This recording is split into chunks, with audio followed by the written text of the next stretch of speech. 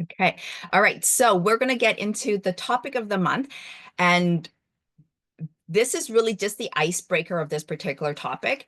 And so this particular month, I'm going to talk to you guys about the 100K strategy to make $1 million. Okay. So I'm going to go into it at a very high level. And I would suggest that, if this is something that you're interested in, to reach out to me separately or, go and research it on your own.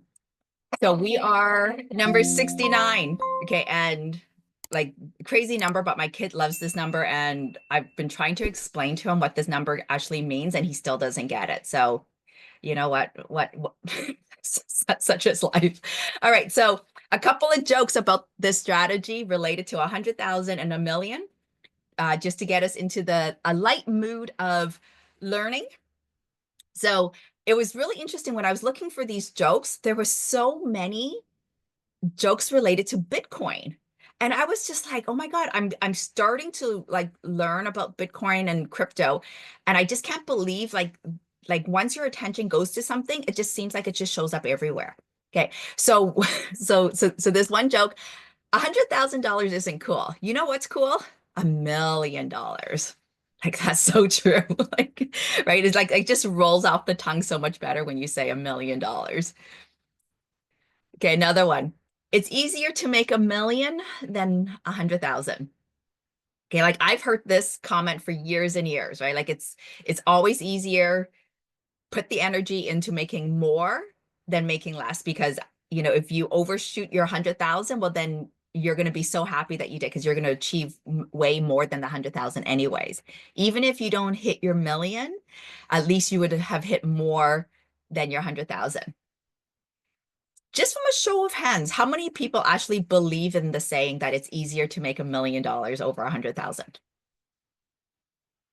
Okay, now all of you guys have your cameras up, so I can't even see if you have your hands up. So I'm just going to assume that you guys have all heard of this because you guys are like-minded like me, and when we go to these real estate seminars, you know, that's what they tell us. Okay, so I'm just going to assume that all of you guys have heard of this. Okay, another one. Slap a coworker for 100,000. And I don't know what WYD stands for. So if anybody knows, please put that in the chat or open your mic and tell me. Okay. Because I just find it funny that somebody would pay me 100,000 to slap a coworker because my last year in engineering, I would have slapped everybody for like $1. Like that's how frustrated I was working at my last year. Now, what I find really interesting with this post, besides the fact that somebody would pay me 100,000 to slap somebody, is look at how many comments. There's 2,000 comments on this one post, 2.8 thousand shares, and 2,000 people actually made the effort to give an emoji on this. Like to me, that's what's surprising about this post. It's like it's not even the fact that somebody would pay me for it, it's the number of people who found it was worth their time to look at this post rather than watching one of my YouTube videos or like one of my Facebook lives. All right.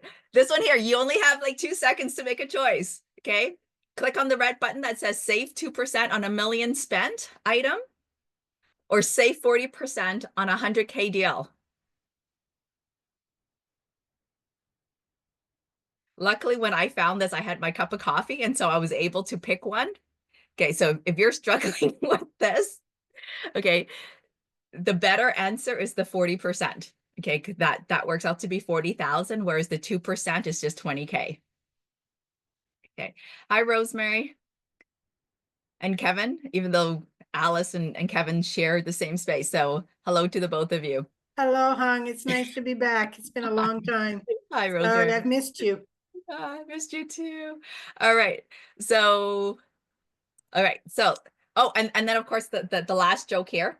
Oh, sorry, the second last joke. Whenever I think about the $1 million saying, oh, right.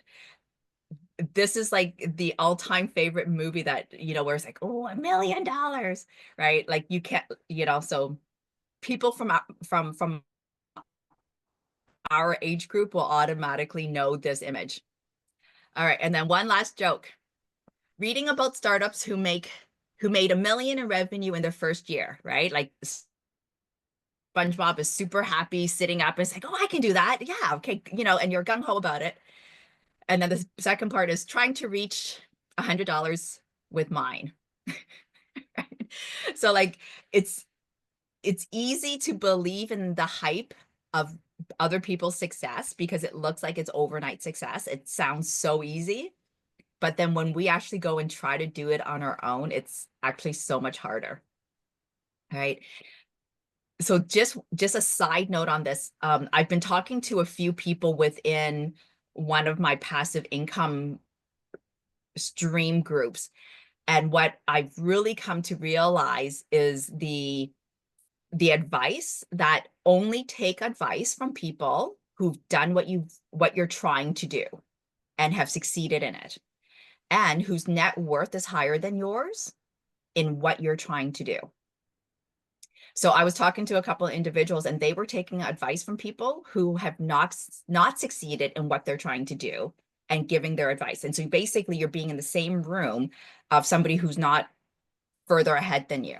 Okay. So just a little bit of advice there, be cautious about who you take advice from. All right. So let's see here. Okay. So let's go into the topic of the month. Okay. So this one is the 100K strategy. And this is around real estate. Okay. So I'm going to talk to you about what this is, what the pro and cons about the strategy. And of course, there's always somebody on the call that always asks me about the partnership structure. So I'm going to share with you about that. And then we have examples all the way through. Okay. And so this was really great for me to put these slides together because it's a strategy that I've been thinking about implementing.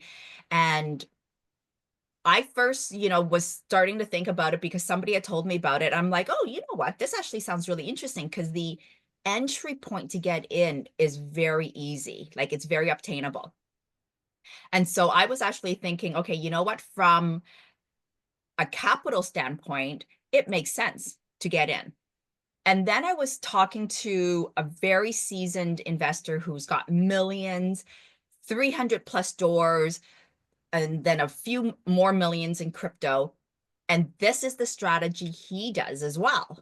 And I'm like, okay, if that guy does it, then there's merit for me to keep looking at this strategy. So which is why I'm looking into it. Okay. So just a legal disclaimer again, please, before you go implement this, okay, it might not be right for you.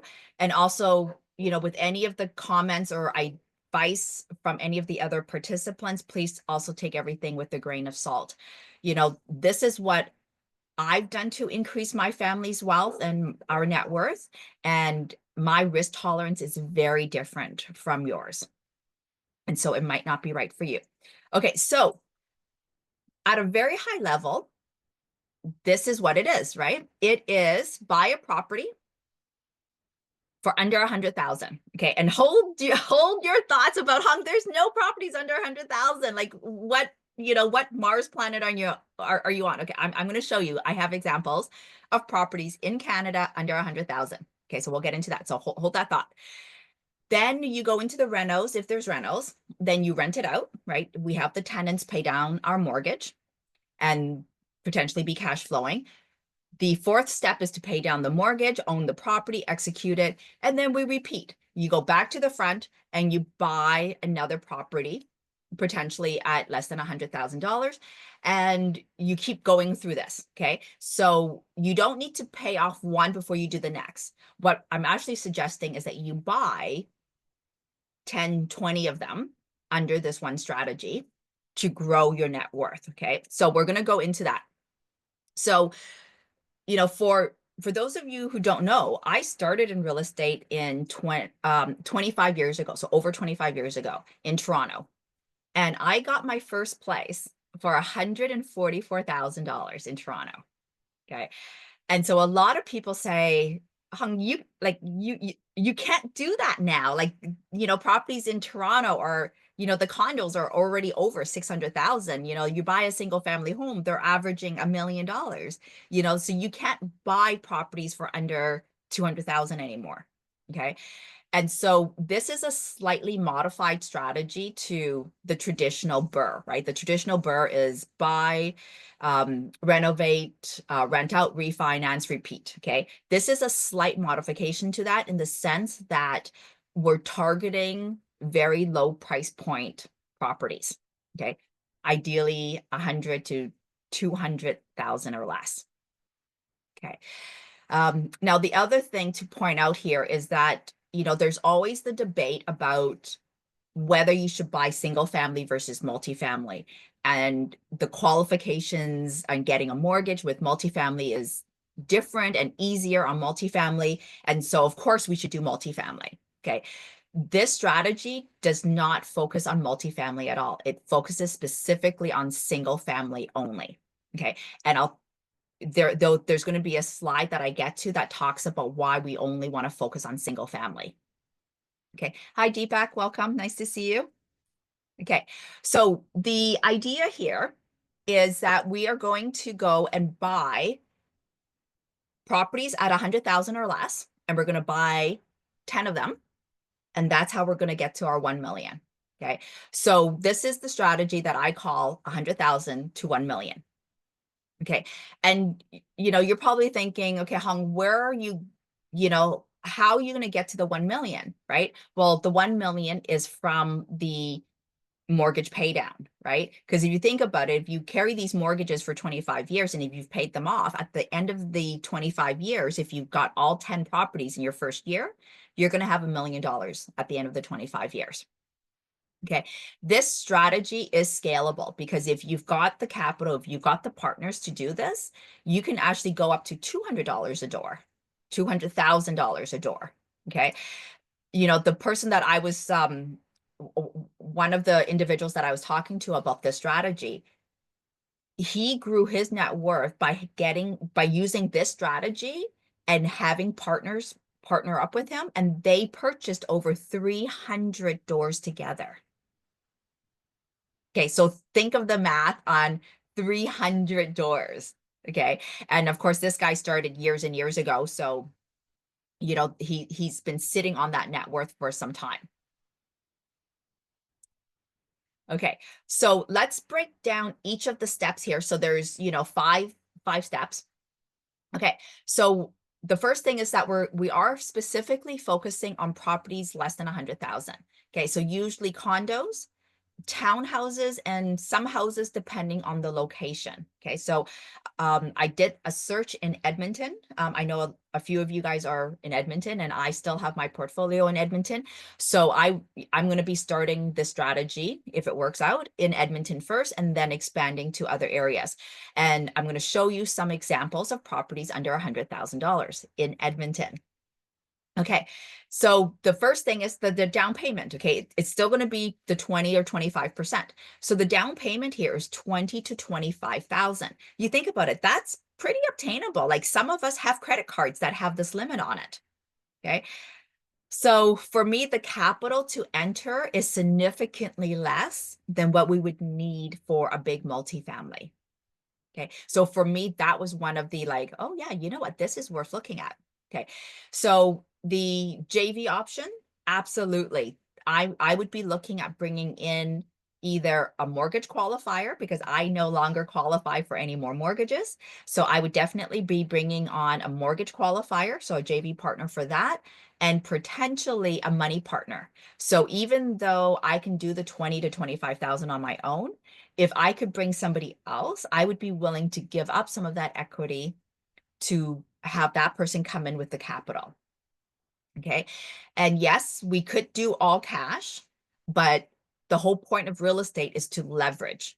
And especially with the bank's interest rate, even though they've been going up and down like crazy, I would still prefer to use the bank's leverage interest rates at 4, 5, 6% than to use all of my own cash or to bring in investors for all of the cash. Okay.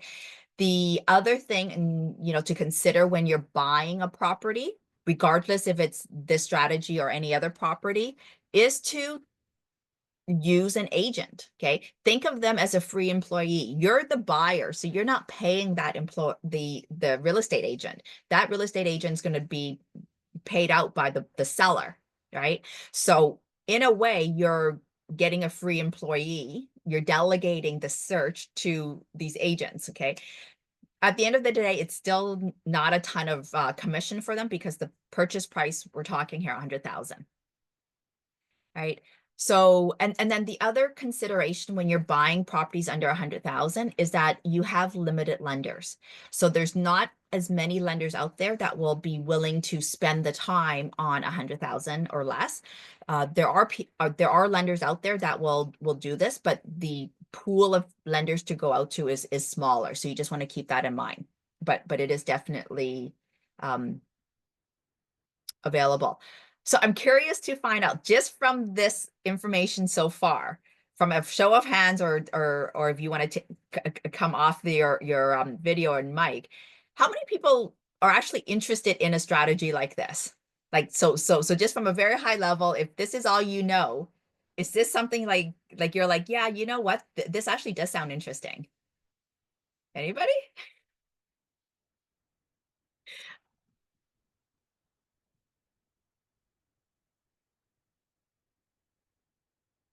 Oh, Lana? Yeah, I actually had my goal when I started out was to buy a house, um, to buy 5 houses in a row. And it's not as if I spent a lot of money on my houses. Some of them were only about 200,000. But like I say, I got my 5 right away. And then, I worked on other strategies at the same time. Okay. Okay. So it'd be interesting to hear from you throughout the presentation or at the end on your learnings that you had. And then I did see some thumbs up from people. So that's interesting. Okay, so let's keep going. Thanks, Lana. All right, so let's keep going here. All right, so the other thing that I wanted to point out about this step when you're buying a property is the 1% rule. I don't really pay a lot of attention to this 1% rule, partly because I never knew about it. Like when I started in real estate, like I had no guidance whatsoever. And so I didn't even know what, property taxes were or what property management was, or, let alone like the 1% rule. Okay. So the 1% rule is where the rents are equivalent to 1% or more of what your purchase price plus renovations are. Okay. So with this strategy, one of the quick ways to calculate whether or not you're going to be able to make the strategy work is that if it meets this 1% rule. So there's an example that's on the slide. So if you find a property and it's going to be 100,000, and that's including your renos, $100,000, then the minimum rent that you should be getting is $1,000. Okay. So I'm going to show you a couple of examples where this is actually obtainable. Okay. And so for me, I'm like, okay, well, I don't know how achievable this 1% rule is going to be, but I'm going to use that as sort of my guiding point to make sure that we're not in negative cash flow for these properties. Now, it's interesting because my first property in Toronto that I purchased for 144 was actually a triplex, and the rents that I got was meeting this 1% rule. And I actually didn't even know that when I was doing, like when I first got my first property, I had, like those 3 units, and I lived in one and the other 2 were rented out. So I was like house hacking. I didn't know this 1% rule. So I couldn't even say, well, that's a great deal, I should buy the house next door. Right. Like everybody was actually just telling me, Hung, that's crazy. Like, why are you buying a house for 144,000? Like, it's overpriced in Toronto and the interest rates are like 10%. Don't buy at this house. Okay, anyways. All right. So here's an example. Okay. So I went on realtor.ca and I pulled out a couple of examples here, but you can go to wholesalers, you can go on Facebook, Kijiji. There's lots of platforms that you can go on to potentially find these $100,000 properties. So what I did was I entered a search for 125,000 because part of it would be to negotiate down. So I wanted to see what was available. This was in Edmonton. Okay. And they came up with 139 listings. So that to me was quite a lot of listings. Now, some of them isn't going to apply. Like this 23,000 one that showed up first, that's a parking lot, like a parking space. And then this one down here, it's a mobile home, right? So, and you technically don't own that, right? And so some of these aren't going to apply. But even if I got 50 listings, that's still pretty good. Okay, so then what I did was then I narrowed it down to I narrowed it down a couple of bits more to see, what else I could get. Oh, so I narrowed it down to 1 bedroom plus and 1 bathroom plus because I didn't want any studios. So then I continued my filtering. I still got 136 listings. Then I updated it to the 2+ bedrooms. And then I decreased my max price to 100,000. So I started at 125 and I went down. And at this point, I got 22 listings, right? Because I want to be able to go to my agent and be like, hey, you know what? These are the conditions that I want, right? And so a few of them at the beginning, I'm going to skip, and that's totally fine. But even if I got 10 listings to look at least now I've got my potential 10 in that area. So here are a couple that I just pulled. So these are condos. So you could see there are properties, and this is in Edmonton for 70,000, 72, 84, right? So I don't know anything about these units yet, right? Because I'm just at the start of that process. But what I'm realizing is that most of these are condos. And so now I'm going to change my search and be like, okay, are there townhouses that meet the criteria? Because ideally, a freehold townhouse would be a better option than a condo. Okay, so I will share why that is in a couple of slides. All right, so let's go into the next step here, which is the rentals. And this is, you may not even need to do a reno, but you should still account for it. Okay, it's part of building up that buffer. So you want to make sure that you account for it in your pro forma. Make sure you include that in your 1% calculation, and make sure you have a local team that will help you be able to execute on the rentals fairly quickly. So I'm in Vancouver, and so if I was to do this strategy, let's say in Saskatchewan and like Regina, I would need to make sure that I had a really good team there that would be able to help me renovate and execute, so that I could get it rented out within 30 days. All right, so renting it out. This is going to be the same regardless of the unit or the property type, right? So it doesn't matter what asset class. If you have to rent it out, you're going to do all your advertising, all of your same lease documents, everything is exactly the same. You're going to screen your tenants the same way. Okay.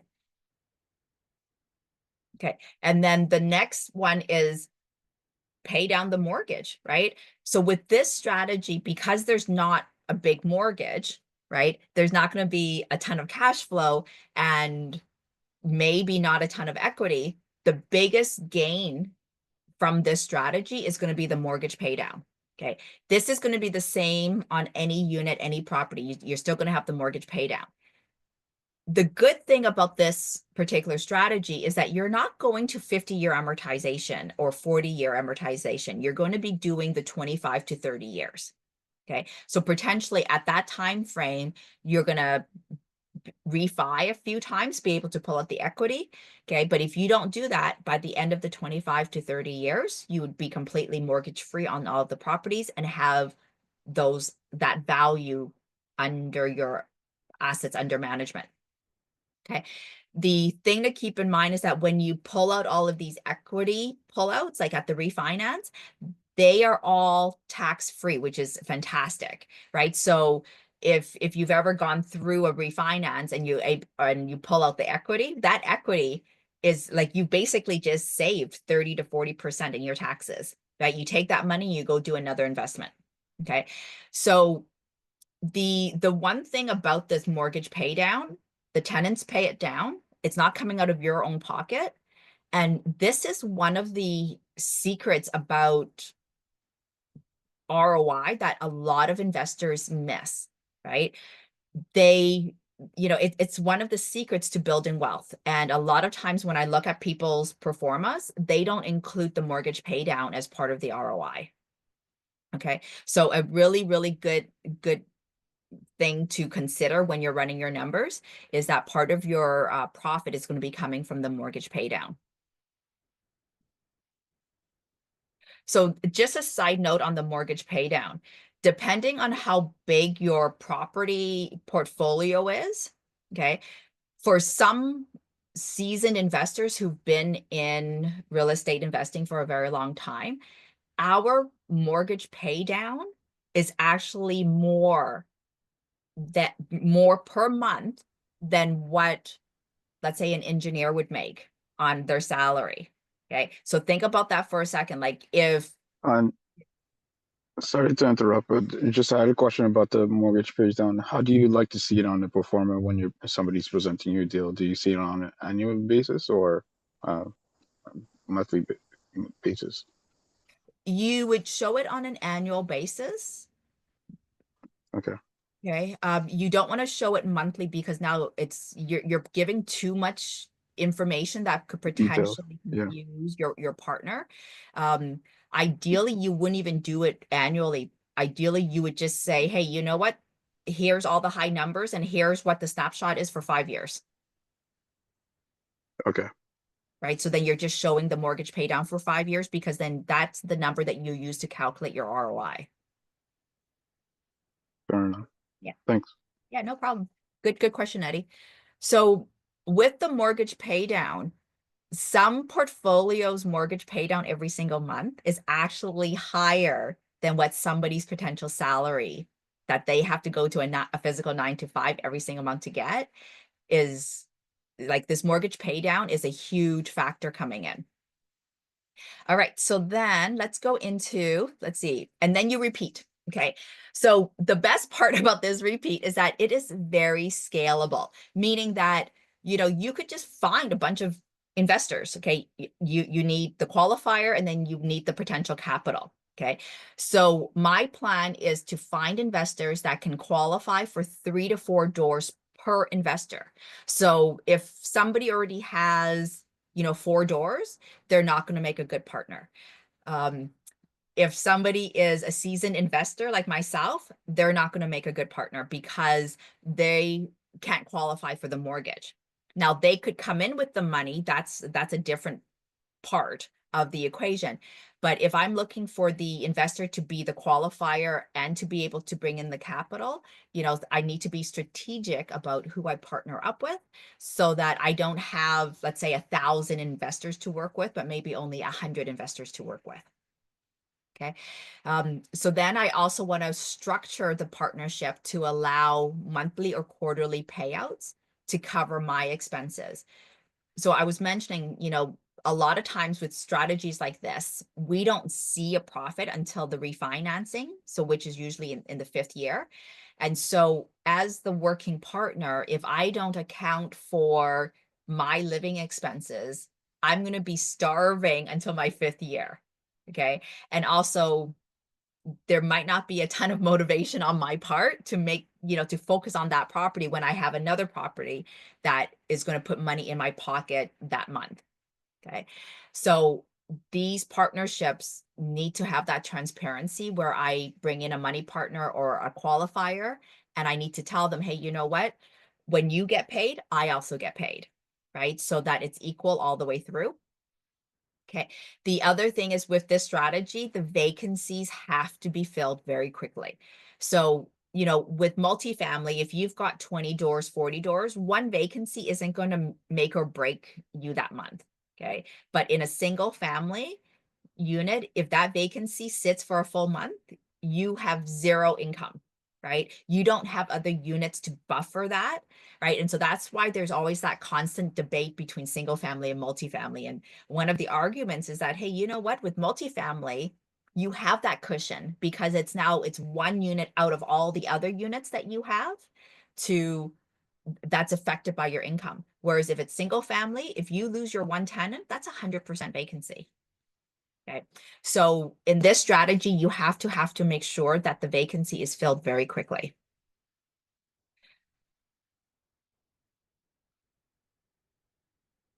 All right, so the image there is the Path to Mortgage Freedom in 10 Years. So that's one of the books that I wrote with my partner, Eugene.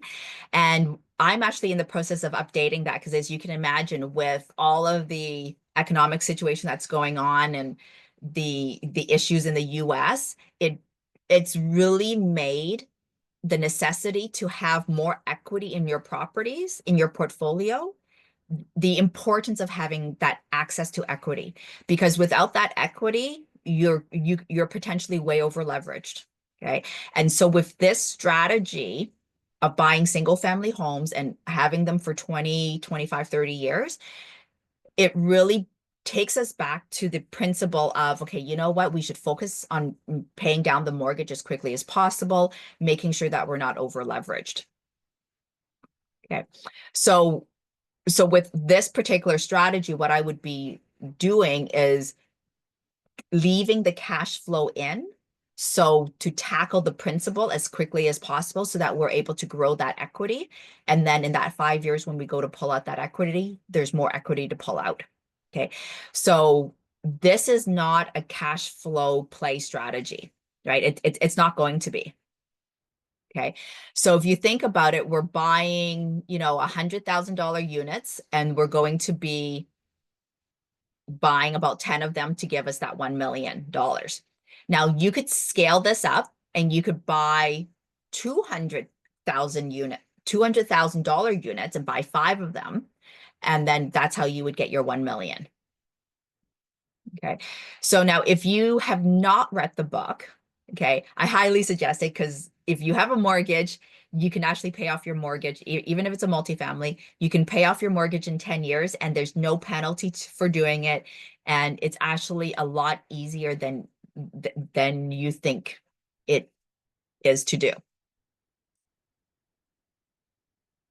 Okay, so here's the benefit of this strategy. Low capital to get in, 20 to 25,000 per property to get in. It's easier to offload if you come across some issues and you need the cash flow.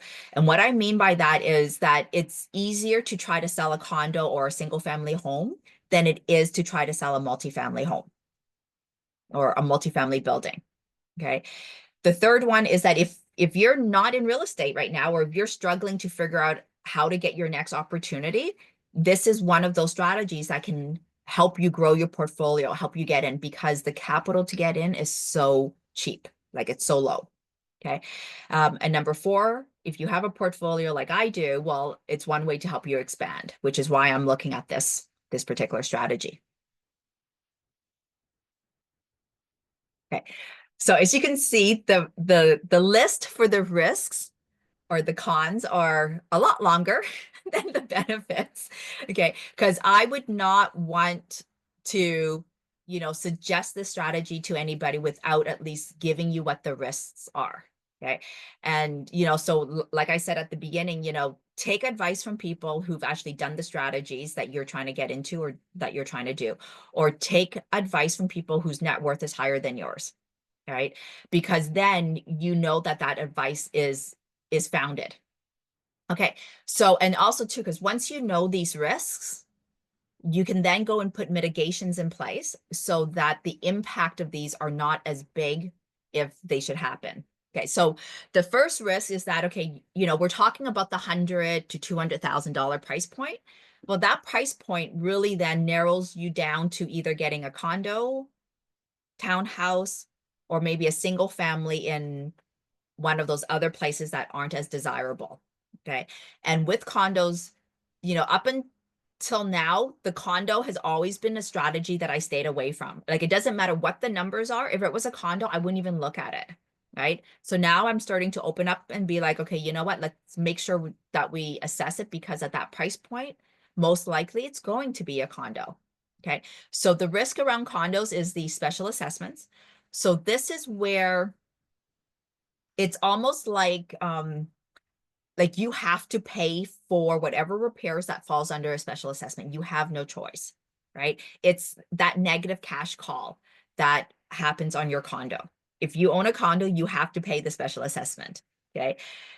Usually there's slower appreciation, and right now we're actually seeing a negative appreciation across all of Canada for most of the condos. Okay. And the maintenance fees usually go up every single year. Like I've never seen maintenance fees go down. They've always just gone up. Okay. The other thing with this particular strategy is that it's not a cash flow strategy. Like with this strategy, you're not going to be able to quit your job or quit whatever else you're doing because it's going to be giving you a ton of cash flow. So the idea here is to keep whatever cash coming in, build up that reserve, leave it in there, pay down the mortgage as quickly as possible. If there's a ton of reserves and cash flow, okay, fine. Then that's where you could do some distributions, but you don't want to go in there with that expectation that you're going to be giving your investors, $200 a month. Okay.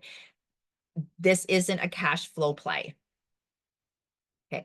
Potentially you could have too many partner investors. So that's why I'm saying, find investor partners that can qualify for 3 or 4 properties, that have cash to do 3 or 4 properties. So then that way you're not finding one investor per property, right? If you're trying to get up to 100 doors, then you really only need like 30 investors as opposed to 100 investors. Okay. Hard to find properties. Yeah, maybe, especially at that price point. So, from the search that I did in Edmonton, there was about 22 of them, right? That sort of meet that criteria. Maybe after further exploration, maybe it's only 5, right? So yeah, it may be a little bit harder to find these particular price point properties. Okay. Depreciating properties. Okay. We definitely don't want this, but it is a risk. And so I'm just putting that out there. So you have to be able to stay in this for the long run. This is not, buy it and then sell it off in 2 years. This is buy it and hold it for the long term. Like we're talking past the 5 years, potentially 10 years, right? Potentially the 20 years. If it appreciates a gazillion and then it makes sense to sell, okay, then maybe look at selling. But this is not sell in 2 or sell in 5 years. This is a long-term, slow progression on getting that $1 million.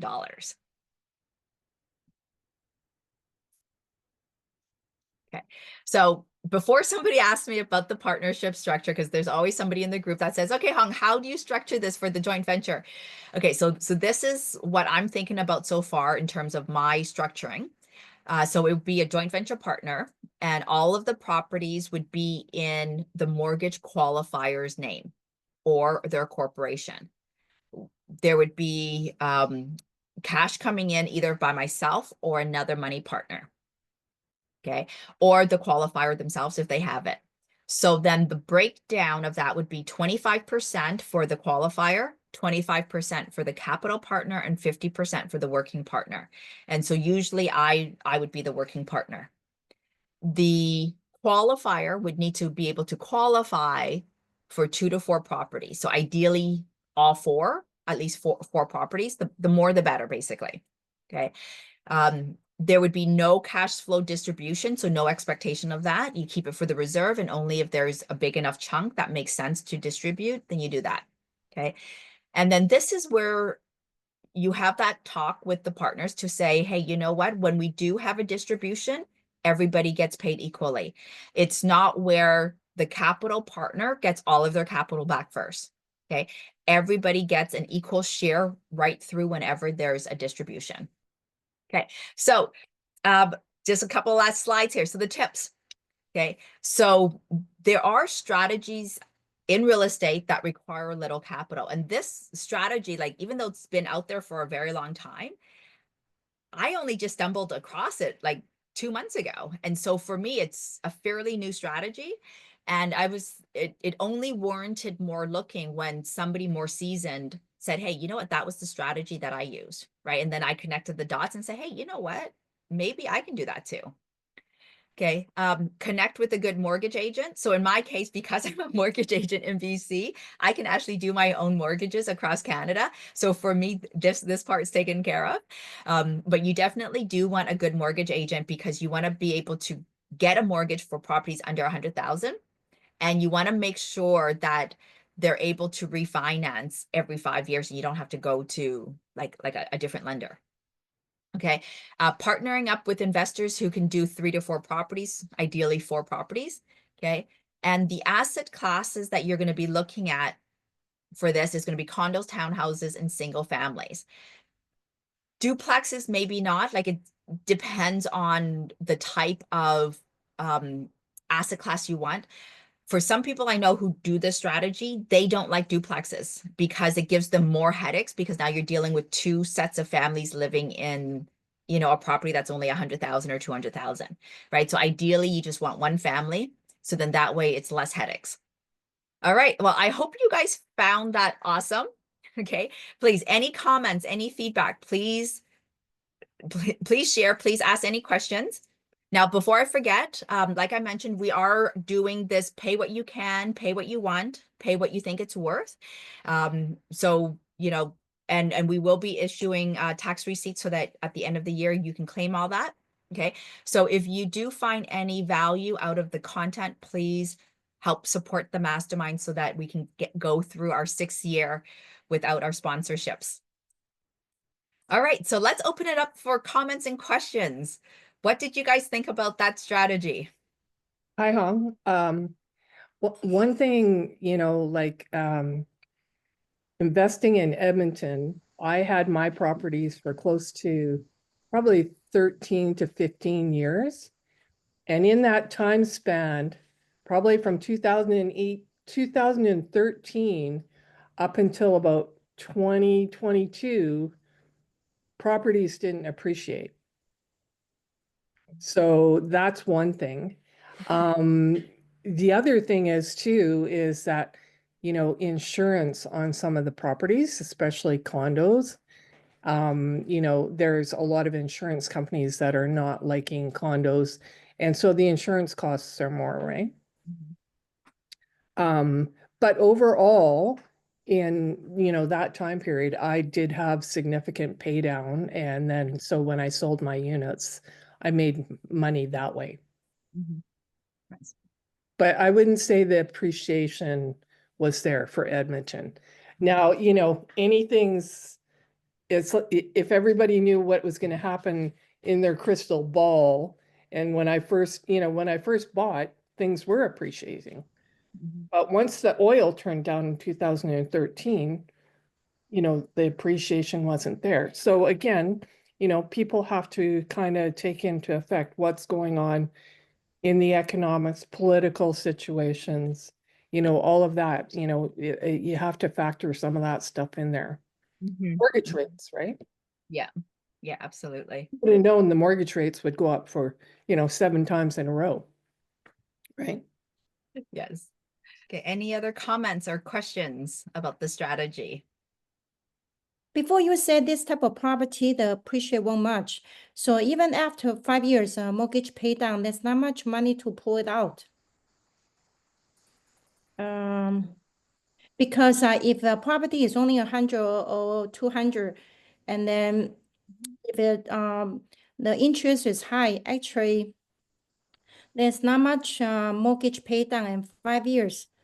I'm wondering how much, and also if 5 years, if you refinance, if the interest is high, then sometimes it depends on who will be qualified for the financing. Sometimes when interest is high and then stress test is high, you won't be able to get refinance because you have to pass a stress test. Yeah, so all of those are really good points, Alice. So that's why when you run your pro forma, you're going to need to make sure that there is mortgage pay down that's worth the while. But also keep in mind that you're not just doing 1 or 2 of these. You're going to be doing 10, 20, 30 of these. Right? Also, another one is the property management, because we know that multifamily, you can have like a residence manager or something. But if you have like a 10, 20 properties scattered everywhere, I think the cost to maintain or to manage those property might cost more. So that's also a factor that we need to consider as well. The reason they said the multifamily is that if 1 out of 20 is vacant, it's only 1/20th. And also after certain numbers, you can hire I think after 16, you can hire the residence manager to do part-time. But if you have a 20 little property everywhere, I think the cost is higher. Yeah. So when you run your pro forma, you're going to want to put at least 8 to 10% for property management, regardless if it's multifamily or single family. And so part of this strategy is you could say, okay, you know what? I want it within a 20-minute drive or a 30-minute drive. So then you're containing it within a certain area. Also, the other one is the condo. Right now, condo fee keep going up, and then there's no way you can control. And that's why a lot of people, when they buy property, own home, but some people will not absolutely no condo at all, and which I understand because with single house or like a townhouse, you can control, but with condo, you have no control at all. Yep. You're absolutely right on that part. Yeah. Absolutely right. Yeah. Yeah. So there was a point that you mentioned about refinancing after 5 years. And if there was no equity, then you wouldn't have a pullout, right? So that would fall back on the working partner to make sure that they run their numbers right, to make sure that there was some profit to pull out. Yeah. Right. Because and then the qualifying of the mortgage, you know, even if you don't qualify to increase the value, you can just renew the mortgage, right? So if you renew the mortgage, then that person doesn't need to go through the stress test again. Right. So, you know, this strategy is one that has worked for many, many investors. And so it's really one of those ones that you just, you know, you analyze it, you go through the strategy and you see if it's right for you. Right? Like all of the points that you made about multifamily, I absolutely agree with them. Right. And that's why, like in my portfolio, I only have one condo. Like out of the 100 doors that I have, I only have one condo. Right. The rest of it is all triplexes and larger. Thank you. Yeah, no problem. Right. Anybody else with a comment or question or feedback? So, Hong, like we just had a presentation the other day at the Edmonton Real Estate Investors Association, and one of the realtors there, you know, he's pretty good. He breaks down everything for people in the group so they can understand. And like right now, the current price for townhouse, row house type properties in Edmonton is about 315,000. And the average apartment condos are going for about 218,000. So, you know, and some of the addresses that I saw in the listing weren't actually in very good places of town. So, you know, that's the other thing, you know, when you kind of get what you pay for, right? And the other thing is, you know, a lot of these places that are showing are going to be in areas where there's high crime rate. So you're not only worrying about keeping your tenants, but it's the crime rate and maybe the repairs. So, you know, like I say, it's a good strategy. That's kind of why I went up a level in price. But at that time, you know, back in 2009, that was, you know, not too bad of a price, right? Yeah. Yeah. So, you know, so you raise a good point there. Like this strategy isn't going to be for everyone. And you're going to want, like, you want to make sure that the working partner is aware of that area and is knowledgeable about the location for sure.